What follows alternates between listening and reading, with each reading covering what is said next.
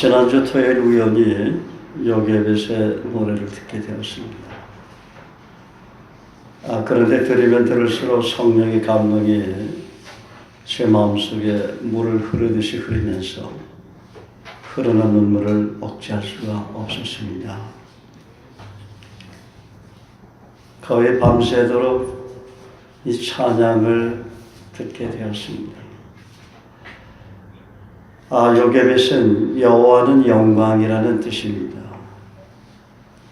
르의 딸로 아므람의 아내이고 모세와 아론, 미리암의 어머니입니다. 요괴벳의 기사에 대해서는 그의 아들 모세에 비해서는 성경에 얼마 되지 않는 곳에 소개되는데 오늘 본문 출애굽기 2장 1절에서 10절과 출애굽기 6장 20절과 민수기 26장 57절에서 59절에 요괴벳이 어떻게 태어나서 결혼해서 얻은 자녀에 대해만 간단히 언급을 한 뿐입니다. 그녀의 출생과 결혼해서 얻은 자녀를 조금 이따 제가 읽어드리겠습니다. 오늘 들은 복음성은 복음성 가수 조찬미의 자매가 부른 요괴벳의 노래를 소개하는 그런 내용입니다. 출애굽기 6장 20절에 보면 아브라함은 그들의 아버지 누이 요괴벳을 아내로 맞이하였고 그는 아론과 모세를 낳았으며 아브라함의 나이는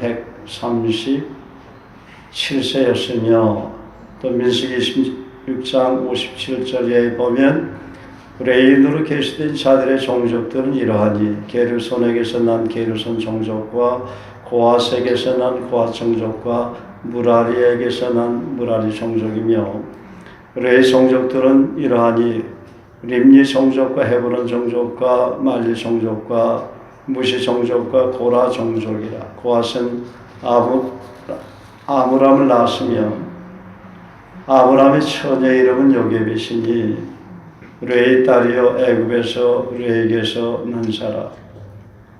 아므람에게서 아론과 모세와 그의 누이 미리암을 낳았고 이렇게 기록이 되었습니다. 오늘 요괴벳의 노래 가사를 살펴보면 다음과 같습니다. 작은 갈대 상자 물이 새지 않도록 역성과 나머지를 칠하네 어떤 마음이었을까. 그녀의 두 눈엔 눈물이 흐르고 흘러. 동그란 눈으로 엄마를 보고 있는 아이와 입을 맞추고 상자를 덮고 강가에 뛰며 간절히 기도했겠지. 정처없이 강물에 흔들흔들 흘러내려가는 그 상자를 보며 눈을 감아도 보이는 아이와 눈을 맞추며 주저앉아 눈물을 흘렸겠지.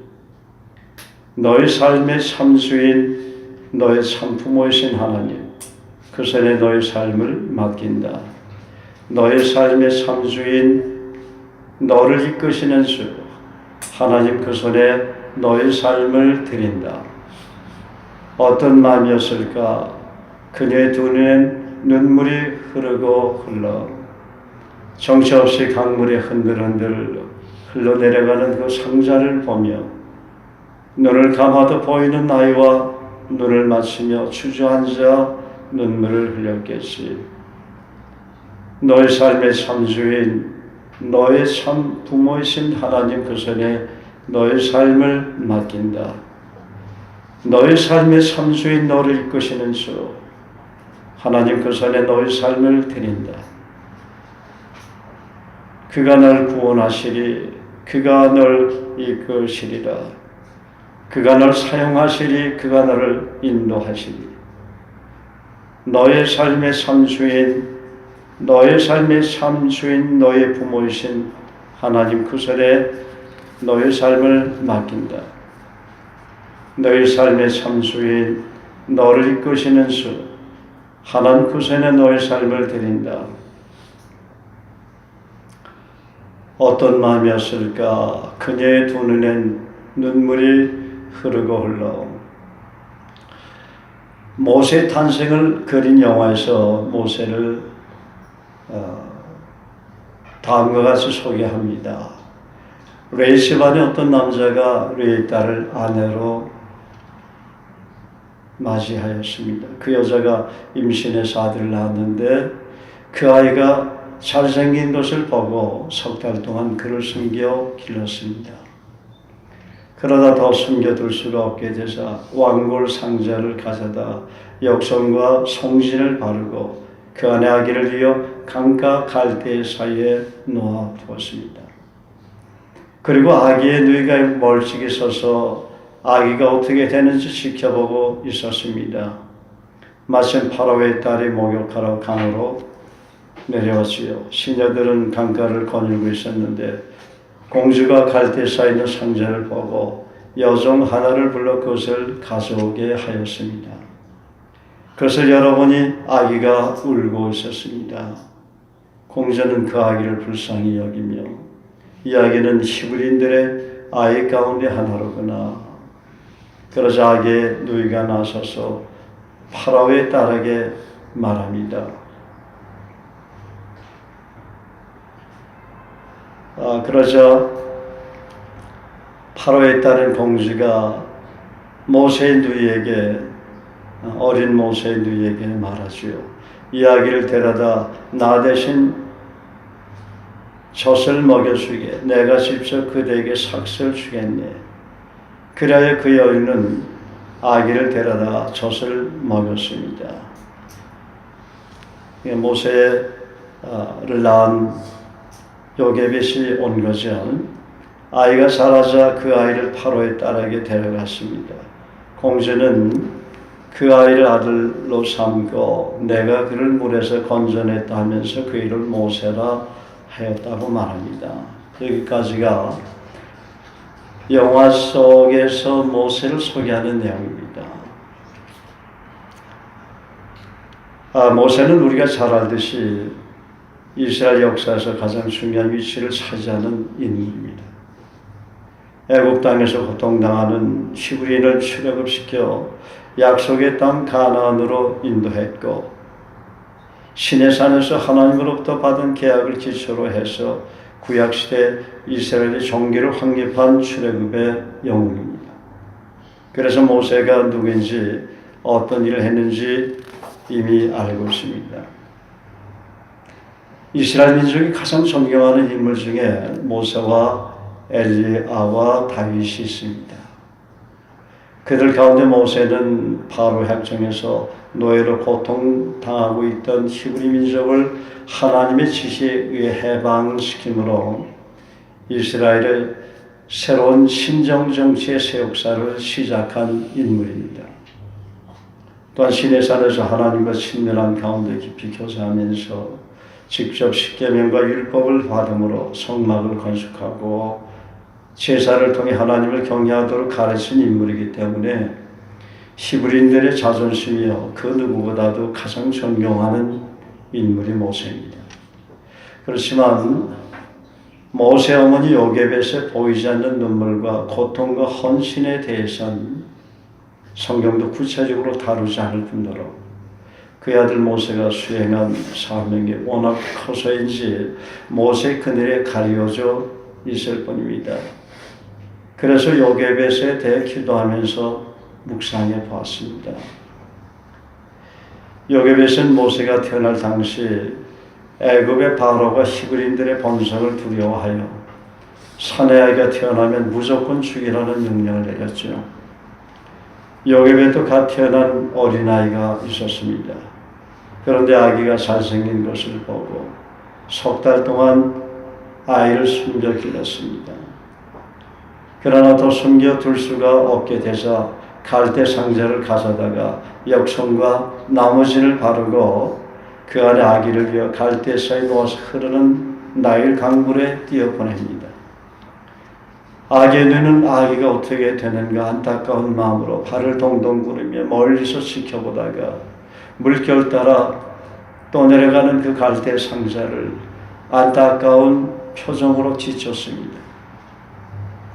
그 모습을 지켜본 아기 엄마 요셉의 심정은 여러분이라면 어떠했을까요? 여러분이 그 아이의 엄마라면 어떤 마음이었을까요?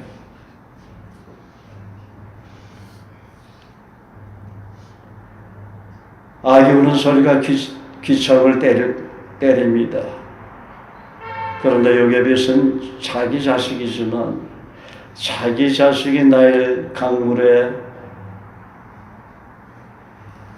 물결을 타고 넘실넘실 엎어질 듯 그런 위험한 그런 가운데서 자기 자식을 뛰어가서 건질 수 있는데도 건질 수가 없습니다. 물결에 갈대의 상자가 기웃던 고개를 부릴 때마다 엄마의 가슴은 덜컹하며 내려앉지 않습니다. 그 찢어지는 처절한 아기 엄마의 고통을 어떤 걸로 대신할 수 있겠습니까? 그리 때로 이해력과 감정을 격하게 동반하는 상승작용을 일으킬 수는 있지만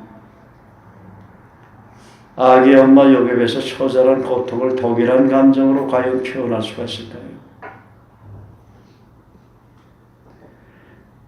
요셉에서는 어떤 신앙이었을까요?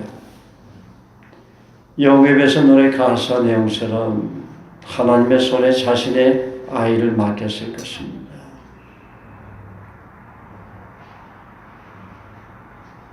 하나님께서 내 아이를 살리게 하실 계획이 있으시다면 반드시 살릴 것입니다.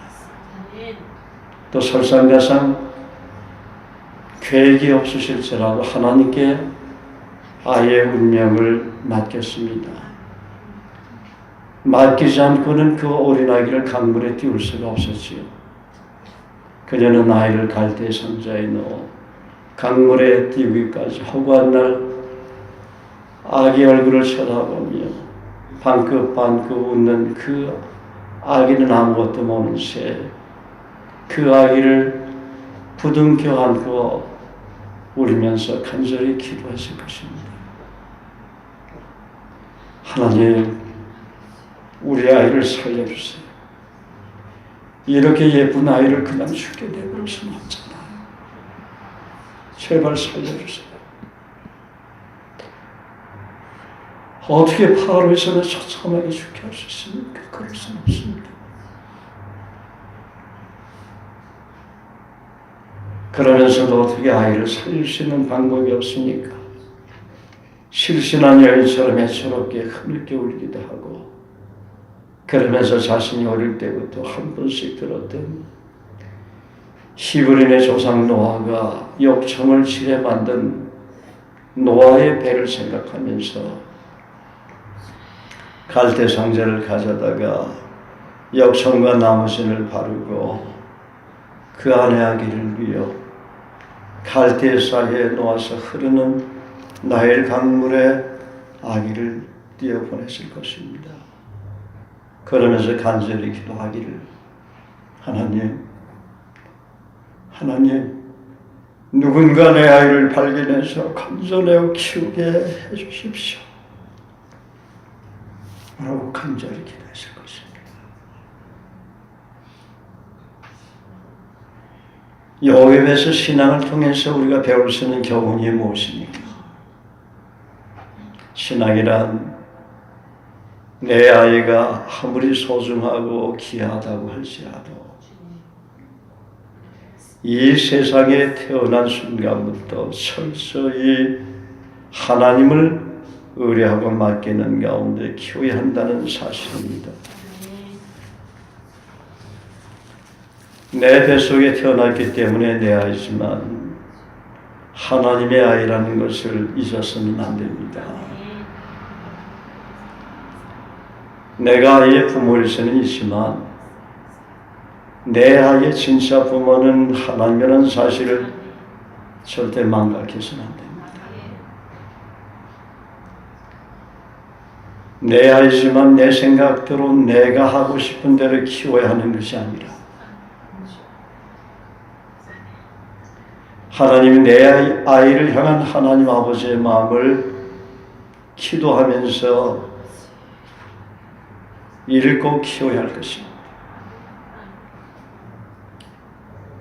여러분, 내 비전과 하나님의 비전은 다릅니다.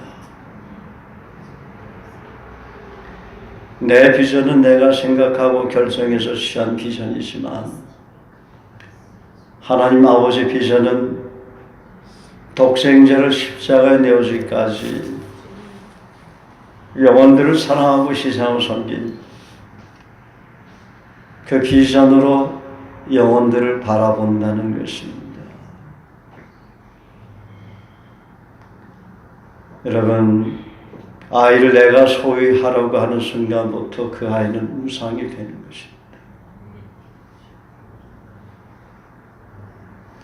아이는 태어나기 전부터 하나님이 계획하시고 섭리하셔서 이 세상에 보내신 자녀입니다. 여러분이 아이를 그렇게 만들 수 있습니까? 눈, 코, 귀, 입, 가느다란 손가락, 발, 머리카락 하나는 여러분 만들 수 있나요?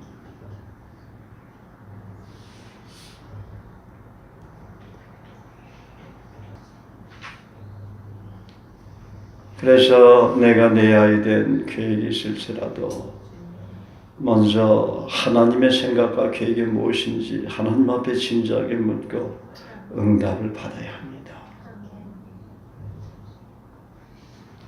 차라리 응답을 못 받았다면 아이가 세상에 태어나기 전에 하나님께서 제게 아이를 주시면 하나님께 드리겠다고 한나처럼 소원 기도라도 드리십시오. 그러면 하나님께 드린 자녀이기 때문에 하나님께서 책임지실 것입니다. 내가 책임지고 내가 키우려고 하니까 자꾸만 펑크가 나는 거예요. 제대로 못 키우는 거죠. 그래서 어떤 아이는 갈지자의 인생을 살아가게 됩니다. 어떤 아이는 어미의 품을 떠나서는 살 수 없는 그런 초라한 아이가 되고 말지요.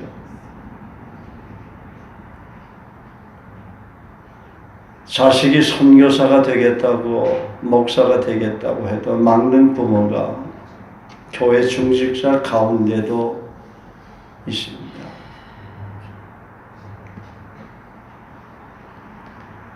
그 자녀는 자신의 꿈을 부모 때문에 펴보지도 못하고 신앙의 갈등 가운데 기지개를 펴지 못한 채 움츠리고 음지에서 사는 모습을 저는 한 번씩 봅니다.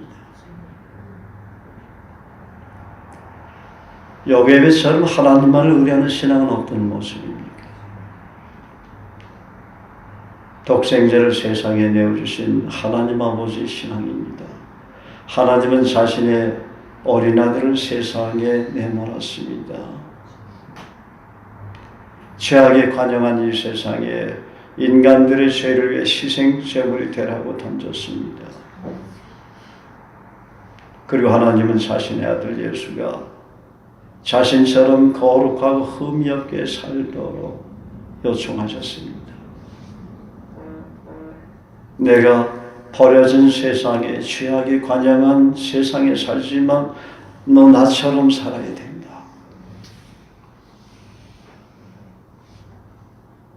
어쩌면은 여기를 사랑하는 그 어린 아기를 갈대 상자에 담아서 나일 강물에 뛰어 보내는 그런 가운데 하나님 앞에 허탈한 심령으로 울부짖으며 간구했던 그 마음처럼 성부 하나님의 아버지의 마음은 예수님을 세상에 보낼 때 바로 그런 마음이 아니었겠습니까?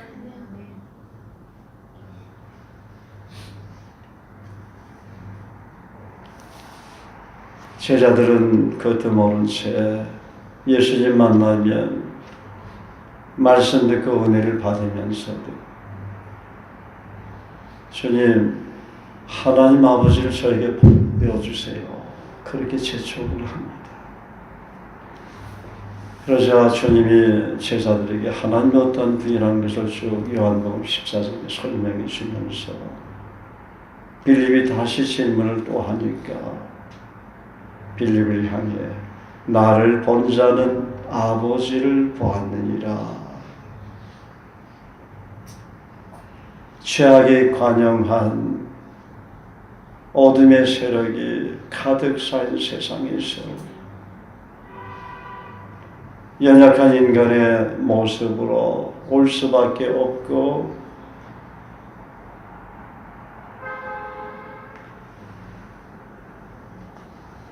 하늘과 땅에 죄가 오염된 그 세상에서 어떻게 거룩한 하나님을 보여줄 수가 있습니까? 그것은 하나님 나라도 아닌데 주님이 보여준 들 그들이 볼 수 있겠습니까? 그들에게는 성령도 계시지 않았고 하나님의 나라와 그 하나님의 영광이 뭔지도 잘 모르죠. 제자들.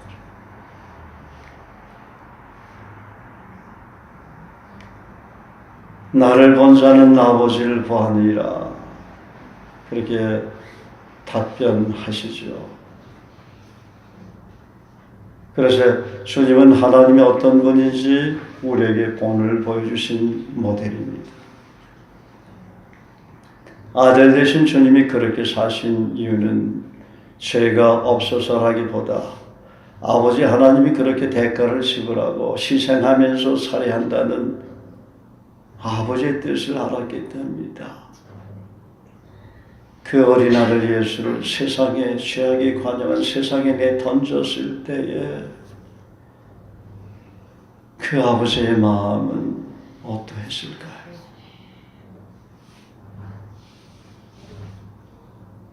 그래서 주님은 인간의 모습으로 오셔서 연약에 쌓여 있으신 분이었지만 그분은 아들이시라도 받으신 고난을 통해 순종함을 배워서 온전하게 되심으로 자기에게 순종하는 모든 자에게 영원한 근원이 되셨다고 히브리서 5장 8절 9절은 말씀합니다. 그러므로 모세는 어머니 신앙을 어릴 때부터 영향을 받아 호렙산 떨기나무의 불꽃 가운데 임하시는 하나님을 만나며 자신의 사명이 무엇임을 깨닫고 조국 이스라엘의 멍에를 메고 10가지 재앙을 통해 바로를 하나님 앞에 무릎 꿇게 만든 것입니다. 모세가 태어날 때 철저하게 하나님만을 바라보고 의뢰했던 어머니 요게벳의 신앙이 그것은 어쩌면 자신의 조상 아브라함이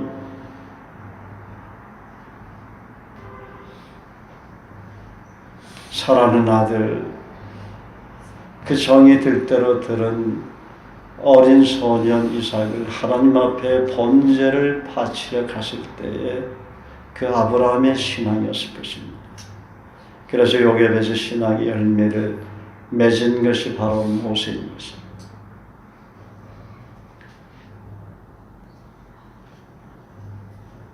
어린 아들 갈대 상자에 넣어 나일강에 되었을 때 그녀는 차라리 자신이 죽고 아들은 살리고 싶었을 것입니다. 그녀는 자신이 나일강에서 죽는 것과 같은 고통으로 아들을 살린 것입니다. 그것은 주님이 십자가 형틀에서 처절한 고통 가운데 죽음으로 내몰렸을 때 아버지 하나님은 그 이상의 고통으로 자신이 죽는 것과 같은 절규를 하신 것처럼 요게벳은 하나님 앞에 죽음 이상의 거룩한 순결을 한 것이죠. 요게벳과 같은 그런 거룩한 순결을 하면서 자식을 키우겠습니까?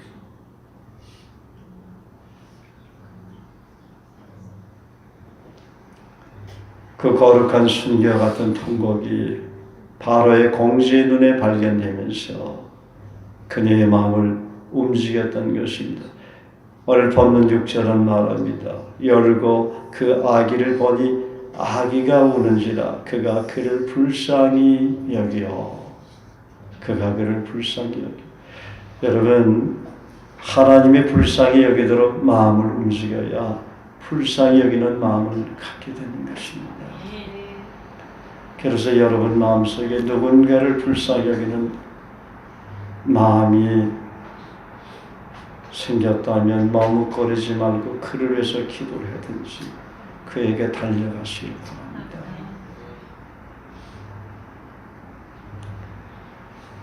마음만 움직여서 신앙의 참모습이 되는 게 아니에요. 마음이 움직이면 몸이 움직여야 되는 것이죠. 하나님 앞에 드리는 거룩한 산지에서는 너희 몸으로 드리라고 했어요. 말은 누구나 잘해요.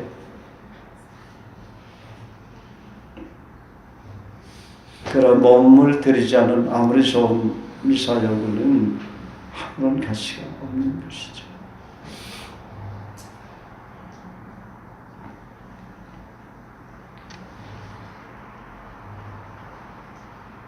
더덕이 바로의 공주는 아버지 바로왕의 마음을 거스리고 히브리 여인의 악인 줄을 알고 히브리 여인 모세의 어머니 요게벳을 불러 유모로 삼겠다는 것은 하나님이 그녀의 마음을 움직이시지 않으면 도저히 있을 수 없는 일이 아니겠습니까? 아기 이름을 바로의 공주는 모세라고 지었습니다. 물에서 건졌기 때문에 모세라고 지은 것이죠. 여러분, 창세기 1장 2절에 보면 하나님의 영은 태초부터 수면에 운행하시기 때문에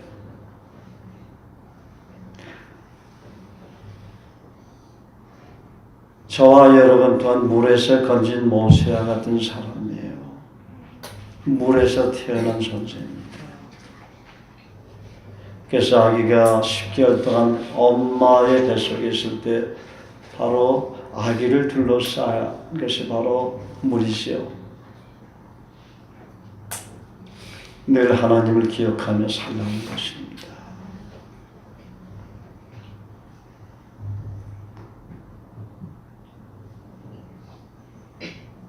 하나님의 어린 모세를 건져 하나님의 영은 태초부터 수면에 운행하시기 때문에 수면에서 운행하시는 하나님 어린 모세를 건져 유모가 아닌 모세를 낳아준 어머니의 손에서 양육을 받고 애굽 왕자로 애굽의 학술을 다 배우면서 당당히 살아가도록 하나님의 은혜를 베푸신 것입니다. 어쩌면 요게벳은 한나의 헌신보다도 값진 헌신을 했는지도 모릅니다. 한나는 아들이 없어 금식하며 통곡하다가 아들을 주시면 하나님께 나시린으로 바치겠다고 소원을 한 헌신을 했다면 요게벳은 난 어린 아들을 3개월 동안 바로의 군사들의 눈을 피해 가슴 졸이며 눈물로 키우다가 어제 하나님의 긍휼을 바라보며 하나님의 자녀를 하나님께서 죽이든 살리든 마음대로 하시라고 도대에 흐르는 나일 강물에 맡긴 것입니다. 도저히 희망이라고는 손톱만큼도 없는 막막한 그 강물에 띄운 것이죠.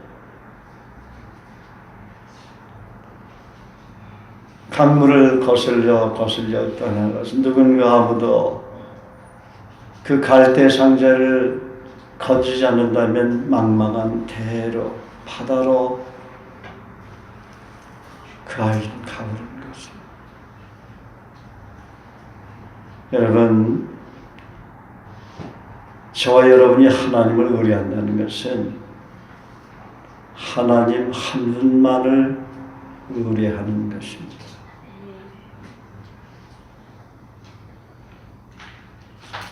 하나님을 의뢰한다는 것은 하나님께서 말씀하신 그 말씀을 믿는 것입니다.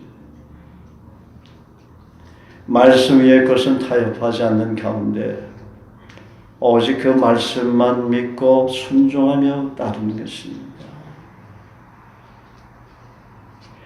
예수님께서 말씀만을 믿고 오직 십자가를 향해 타협하지 않으시고 외길을 걸으셨던 것처럼 길과 진리요 생명 되신 주님만 바라보고 따르는 것입니다. 주님은 누가복음 9장 23절 24절에 말씀하십니다. 또 우리에게 이르시되 아무든지 나를 따라오려거든 자기를 부인하고 날마다 제 십자가를 지고 나를 따를 것입니다. 누구든지 제 목숨을 구원하고자 하면 잃을 것이요 누구든지 나를 위하여 제 목숨을 잃으면 구원하리라. 누가복음 9장 62절에도 말씀하십니다.